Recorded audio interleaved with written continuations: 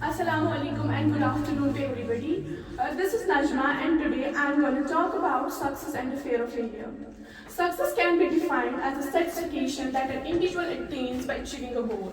Success is the offspring of hard work and determination. Without both these parents, success will not be born. In order to be successful, an individual has to work hard and set up his goals.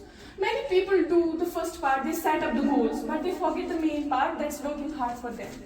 No seeds will be ripened unless they are sowed and cared for. Have you ever wondered why the number of unsuccessful people in the world is huge when compared to successful ones? What's stopping people from being successful?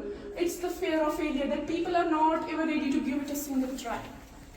What would have happened if the computer scientists Winton Cerf and Bob Kahn had dropped their project on internet?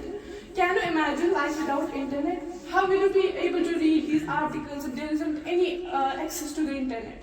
Both these scientists failed numerous times, but they were not ready to quit. Their strength of determination was stronger than the fear of failure.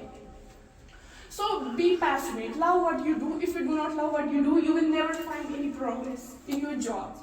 And always put yourself out from the comfort zone. Try to bring best in you. And find your passion and move behind it. That's how a champion is born. Thank you.